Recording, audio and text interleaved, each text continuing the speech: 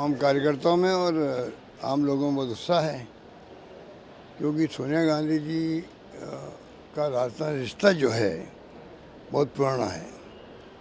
मुझे याद है जब राजीव गांधी जी प्रधानमंत्री बने थे, प्रधानमंत्री बनते ही जो दौरे उन्होंने शुरू किए आदिवासी क्षेत्रों में, उस वक्त भी वो उनके साथ आई थी, डूंगरपुर के अंदर भी, मेवाड़ के अंदर भी। मुझे वो भी याद है कि अकाल सूखा पड़ गया था बहुत भयंकर राजस्थान के अंदर, तब भी राजीव गांधी जी ने खुद ने कार ड्राइव करके 3 दिन तक करीब 9 जिलों के दौरे किए थे। मुझे भी सौभाग्य मिला उस वक्त में गाड़ी में साथ रहने का। हरदीप जोशी जी थे चीफ मिनिस्टर, वो भी साथ थे। 3 दिन तक 9 जिलों के दौरे जाके गांव-गांव में रुकना, लोगों को पूछना मजदूरी कितनी मिल रही है, टाइम पे मिल रही है क्या, पीने के पानी का क्या प्रबंधन है, गायों के लिए चारे का क्या प्रबंधन है। गहराई से दौरे हुए थे उस जमाने के अंदर। और वो मैं कैसे भूल सकता हूँ, जब मैं पहली बार बना चीफ मिनिस्टर, तब तो 3-4 अकाल लगातार पड़ गए थे। आप सबको मालूम है, मीडिया वालों को, पूरे देश के अंदर चर्चा थी उसकी। वाजपेयी जी थे प्राइम मिनिस्टर, उन्होंने हमारी इमदाद करी गेहूँ को लेके। वर्क फॉर फूड, इतना गेहूँ हमने बांटा गांव-गांव के अंदर, आज भी गांव वाले याद रखते हैं। उस वक्त तो सोनिया गांधी जी के हमारी बहुत वरिष्ठ नेता अंबिका सोनी जी साथ रहा करती थी, जो प्रभारी थी उस वक्त हमने इतने दौरे किए मुझे भी याद नहीं है, अनेकों जिलों के अंदर। उसमें विशेष रूप से तो बाड़मेर, जैसलमेर, जोधपुर, बीकानेर सभी शामिल हैं, अजमेर, मतलब हर जगह अकाल की सूखी स्थिति थी। वहाँ राजस्थान भर में दौरे करना बहुत बड़ी बात थी। गर्मी के अंदर, लू के अंदर इतने दौरे किए कोई सोच नहीं सकता। अकाल सूखे के अंदर उनका जो भाव थे हमारे प्रति, हम कभी नहीं भूल सकते। बल्कि एक बार तो वो हमें ले गई, प्रधानमंत्री वाजपेयी से मिलवाने के लिए खुद साथ चली। आप सोच सकते हो कि प्रणब मुखर्जी साथ थे, चिदम्बरम साथ थे, मिस्टर चिदम्बरम साथ थे, जहाँ तक मुझे याद है। विलास साहब देशमुख के मुख्यमंत्री थे तत्कालीन महाराष्ट्र के, वो साथ थे। हम सबको ले गई पीएम हाउस के अंदर, वाजपेयी जी से मिलवाया, मीटिंग करवाई वहाँ पर, और ये दबाव बनाया उनके ऊपर कि हमारे राज्यों में अकाल और सूखा बहुत भयंकर पड़ गया है, महाराष्ट्र के अंदर भी, राजस्थान के अंदर भी, उसमें आप आगे मदद कीजिएगा। उस वक्त जो हमें इमदाद मिली थी, अगर कोई इंटेलेक्चुअल इन बातों को विश्लेषण करे, जो करते भी है आज पूरे कंट्री में, जो उस वक्त के रिटायर्ड ब्यूरोक्रेट हैं या जो जिनका इंटरेस्ट है, आज भी मुझे कहीं मिलते हैं, वो कहीं प्लेन में या कहीं पर, वो उस अकाल सूखे के प्रबंधन की तारीफ करते हैं जो हमने यहाँ पे किया था। तो कहने का मतलब कि कोई भी घटना विकास की हो, सोनिया गांधी जी ने हमेशा इंटरेस्ट लिया।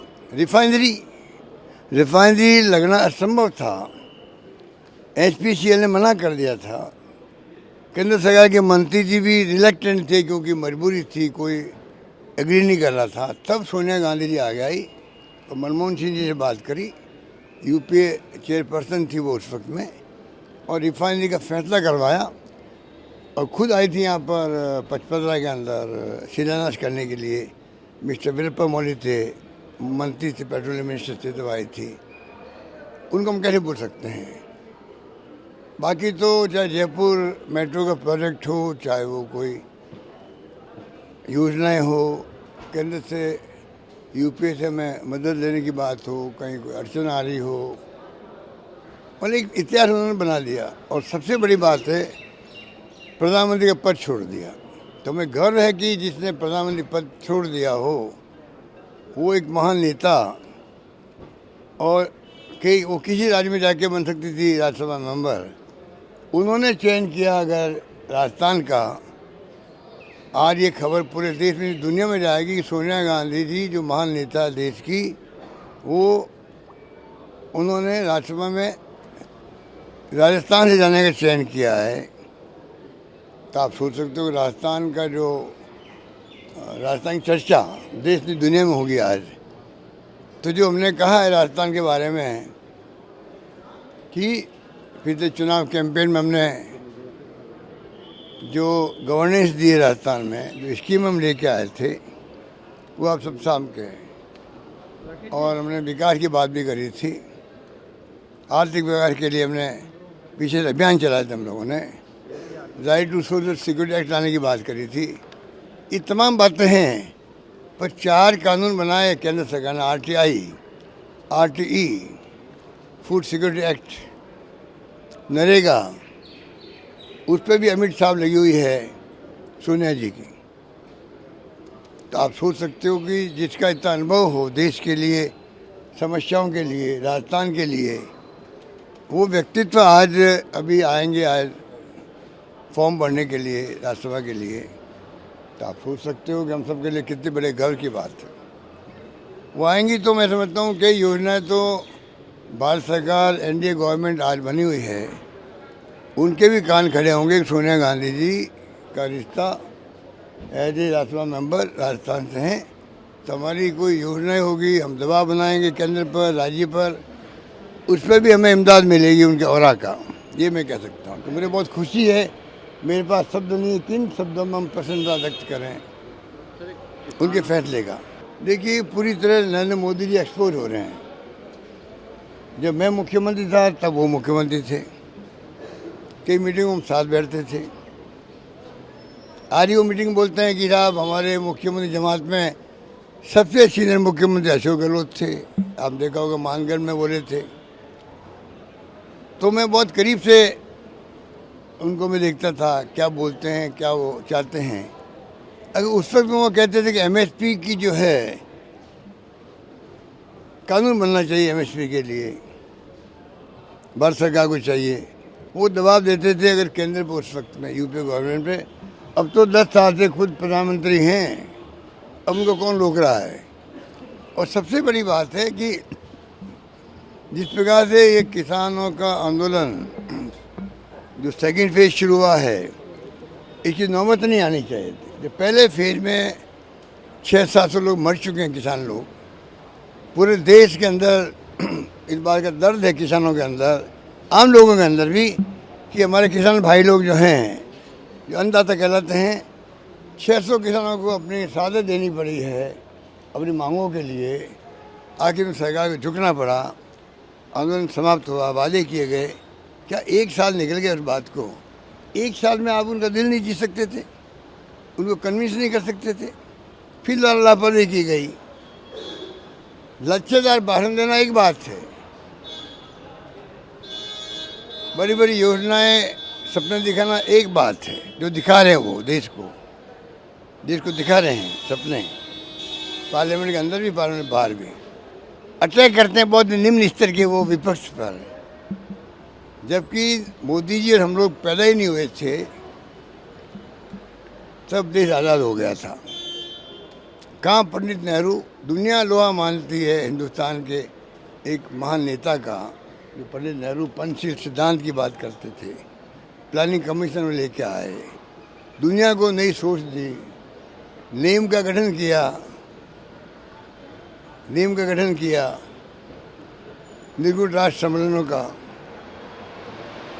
उस जमाने में हम पढ़ते थे तो क्या पंडित नेहरू की सोच थी। बड़े बड़े बांध, बड़े बड़े कल कारखाने।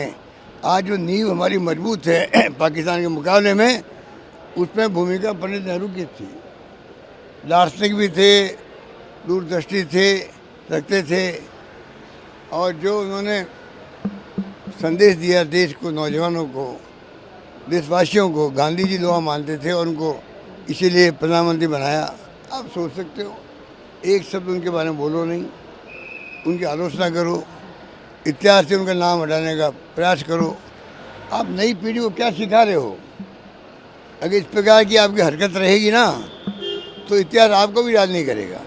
ये तो आप कुछ भी सोच लीजिए, विपक्ष कोई साजिश नहीं कर रहा है और किसानों ने खुद ने तय कर रखा है।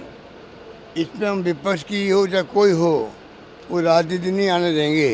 इसे आप देखा होगा पहले फेज के आंदोलन के अंदर भी विपक्ष को उन्होंने कोई इस तरह से इन्होंने किया है आंदोलन के अंदर, खुद के बलबूते पर, खुद की क्षमता पर, खुद के दृढ़ निश्चय पर और खुद के संकल्प पर उन्होंने आगे बढ़े थे। और देश को गर्व होना चाहिए कि देश के किसानों में दमखम हैं। उन्होंने आखिर में केंद्र सरकार को झुका दिया। झुका के कोई मैं समझता हूँ कि देश को गर्व हो कि किसानों में दमखम है झुकाने का, इस बात का हमें गर्व होना चाहिए। सवाल ये नहीं कि सरकार को झुका दिया। डेमोक्रेसी में सरकारों को झुकना ही पड़ता है और झुकना चाहिए सरकारों को। अगर आपका विश्वास डेमोक्रेसी में है तो जब कोई मुद्दे आए जनहित के, झुक जाओ, झुक के प्रणाम करो, झुक के मांगों को मानो। उसमें तो हमें गर्व होना चाहिए सरकार को भी। पर सरकार ये बहुत ही आप समझ लो कि निकम्मी भी है, नाकारा भी है। किस रूप में? वैसे तो वो रात दिन ये कर रहे हैं, तो निकम्मी नाकारा क्या हो सकती है? सोच के अंदर सोच निकम्मी है, सोच नाकारा है, सोच नेगेटिव है, सोच देश को बर्बाद करने वाली है। और सोच जो है देश में तनाव पैदा कर दिया है, डरावना माहौल बना दिया है, अविश्वास की भावना पैदा कर दी है, हिंसा का माहौल बन गया है और बहुत खतरनाक देश के लिए है।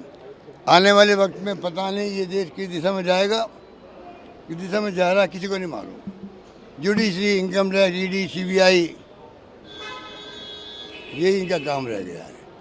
विपक्ष इनका टारगेट है, जबकि इनके लोग तो दूर से धुले हुए हैं। देश देख रहा है, कानों कान खबर लगेगी नहीं। जैसे इंदिरा जी चुनाव हार गई थी भाई, बांग्लादेश का आज़ाद करवा दिया उन्होंने, पाकिस्तान के 2 टुकड़े कर दिए, गरीबी हटाओ की बात उन्होंने करी, सब कुछ किया। पर जनता ने उनको भी एक जब मौका आया तो पराजित कर दिया। वाजपेयी गवर्नमेंट चली गई, इंडिया साइनिंग और फील गुड करते करते। क्या पता पड़े इस गवर्नमेंट का क्या हर्ष होगा, टाइम बताएगा।